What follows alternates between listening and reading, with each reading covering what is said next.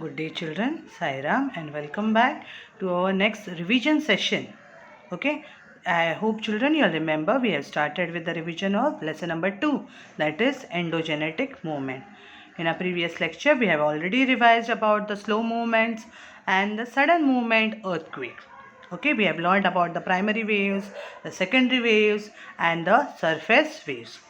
Now let's see what are the effects of the sudden movement earthquake. Okay, because of the earthquake, when an earthquake takes place, what are the results? What are the effects on the earth's surface? Cracks are developed, fractures are developed on the ground. Okay, cracks or fractures are developed on the ground. It causes landslides, which leads to a sliding of rocks. Okay, sometimes the groundwater changes its course. For example, wells may get water. Okay, at times wells can get water, at times the well can become dry also. Okay, this shows that the groundwater has changed the course, and this happens because of earthquake. Then some areas get uplifted, that is some of the areas they come up while some may subside down. Some has subside down. Okay, these are the effects of earthquake. Apart from that, tsunamis can be generated in the oceans. Okay, these waves can cause great loss of life and property in the coastal areas. As we know about the tsunamis, children, we have seen how tsunamis are causing the destruction on the earth's surface, mainly on the coastal areas. Okay, so these tsunamis also can take place just because of the earthquake. Then in snow-covered areas, avalanches may occur. Okay, what is avalanches? Big of ice, big cubes of ice, we can say loads of ice, they come down. Okay, and that also causes a destruction. Then buildings collapse. Okay, loss of life and property, as we have learned about the primary waves, the secondary waves. Because of the primary waves, what happens? The buildings start moving to and fro, but because of the secondary waves, what happened? The building starts jumping. Okay, and just because of this jumping of to and fro, what happens? The buildings collapse. Okay, and the people, those who are staying in it, can lose their life. Okay, then transportation routes get disrupted, for example railway lines and all. Okay, the lines get disrupted, at times it can cause accident because of this. Okay, even the communication system lines which are there, they also collapse. Okay, these are all the destruction, these are all the effects of earthquake. Okay, now let's see about the next sudden movement, that is the volcanoes. Now what are volcanoes, children? You all must be knowing. The hot molten magma which is coming out of the mantle, okay, of the earth, that is only called as volcano. Okay, it is hot, it is solid, it is liquid and gaseous materials which are thrown out of the mantle onto the surface of the earth, that is only called as volcanic eruption. Okay, now what does this volcanic eruption consist of? It consists of ash, water vapor, various types of poisonous and inflammable gases, hot molten magma. All this comes out on the surface, and all this together it is called as lava. Okay children, now let's see the types of volcanoes. Now, there are two types of volcanoes. One is central type or conical volcano, and second one is fissure type. As we remember children, let's revise what is the central type or conical volcano. Okay, when the hot molten magma which is coming out, it comes out through a pipe-like vent, as if a pipe is letting it out. Okay, such the lava spreads around the mouth of this vent. When it is coming out, it is spreading around the mouth of the vent, and just because of this, cone shaped mountains start forming. Okay, as if a cone is made, in that way the mountains take the shape, and conical volcanic mountains are formed. You can have the example of Mount Fujiyama in Japan, okay, and Mount Kilimanjaro in Tanzania. These are the examples of this type of volcano. Okay, these are formed because of this type of volcano, that is central type or conical volcano. You can see in this picture over here children. Next is fissure or fissure type volcanoes. Okay, now here the hot molten magma is not coming out to a single pipe or a vent. Okay, but it comes out through fissures. What are fissures over here? Fissures are here the cracks formed on the earth's surface. Okay, and from that cracks, what happens? The molten magma comes out and it spreads over a larger area. Okay, when magma does not comes out from a single vent, but from many cracks, that is fissures, it is called as fissure type of volcanoes. The molten material coming out with the eruption spreads on both the sides of the fissure. As a result, volcanic plateaus are formed over here. Now whatever molten material is there, it is spreading over a large area.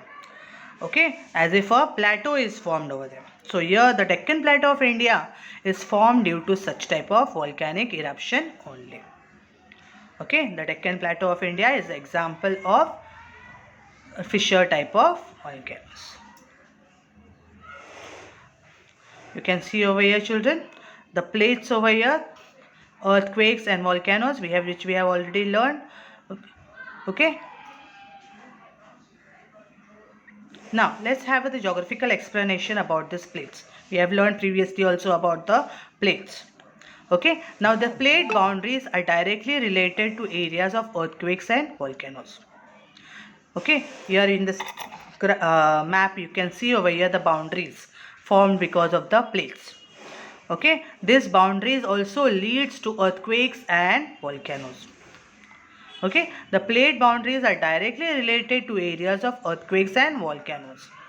Volcanoes are located on the plate boundaries and earthquake zones are also seen on the border areas. So mainly volcanoes and earthquake take place on these boundaries only. Now what happens during this? When there is a loss of material due to subdues, such boundaries are called as plate consuming boundaries. Okay, when there is a loss of material, that is a magma which is coming out. Instead of coming out, it gets absorbed into the ground. Okay, that is called as plate consuming boundaries. Okay, at times what happen in areas where new material is coming out to the crust, that is called as plate creating boundaries. Okay, at times what happen, whatever material is there that goes inside the ground, okay, that gets subdued. Okay, due to the subdues of the boundaries, what happen, it get consumed inside, so we call it as plate consuming boundaries. But at times what happens, this material comes out on the crust. Okay, that is creating a particular area, that is called as plate creating boundaries. Okay. Now let's see what are the effects of volcanoes. What happens because of the volcanoes? Loss of life and property is surely going to take place. When a hot molten magma is coming out, loss of life and property is going to take place. Then sometimes tsunamis get generated due to volcanic eruption occurring below ocean floors. At times because of the volcanic eruption which is taking place under the oceans. Okay, because of which tsunamis can take place. Then dust, smoke, ash, gases, water vapor, all this remain in the atmosphere for a longer period of time, and this may create an imbalance in the environment. Okay, land may either become fertile due to the volcanic ash and all. At times it can become barren also. Okay, many minerals are found near the earth's surface because of lava. Okay, where the lava is erupting, where the magma is erupting, there what happened, many minerals are found near the earth's surface. New land is formed due to volcanic eruption, or at times an island may even disappear. We have learned about this plate consuming and plate creating.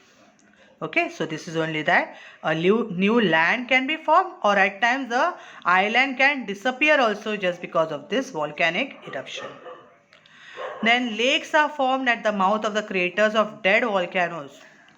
Okay, at times whenever the volcano gets cooled down, okay, a crater is formed, as if a lake is formed over here.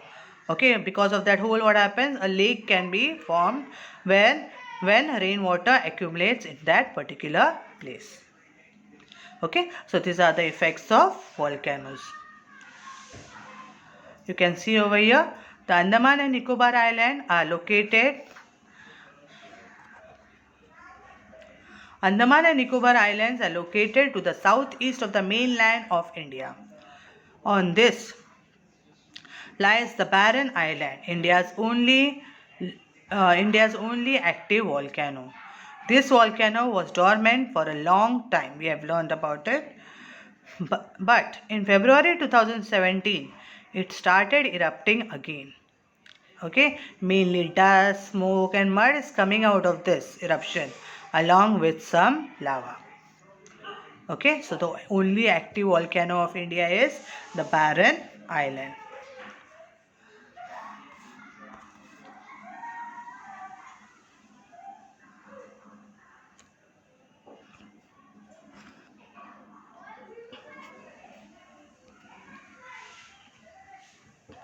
Now, always remember. Let's see what is this always remember. We will see about the three types of volcanoes erupt according to their eruptions. Okay, according to the periodicity of the volcanic eruption, three types of volcanoes can be identified. One is the active volcano, second one is the dormant volcano, and the third one is the extinct type of volcano. Now, what is this active volcano? If the volcanic eruptions are regular, even in the present time, then such type of volcanoes are called as active volcano. For example, Mount Fujiyama in Japan, Mount Stromboli in Mediterranean Sea. These are the type of active volcanoes. When a volcano has not erupted since long time, but may be active suddenly, but may become active suddenly, then that type of volcano is called as dormant volcano. Just now we have seen the example over here of the only active volcano of India. That is, example is Barren Island. For example, Mount Vesuvius in Italy, okay, and Mount Katmai in Alaska, Barren Island in India. These are the examples of dormant type of volcano. Those volcanoes which have not erupted in the past since long and are not likely to erupt in the future also. Such type of volcanoes are called as extinct volcano. For example, Mount Kilimanjaro in Tanzania is a type of extinct volcano. Okay children, I hope you all have understood till here. Okay. Okay children, that's all about the revision of this lesson. Okay, in the next lecture, we'll start with the next lesson revision. Thank you children.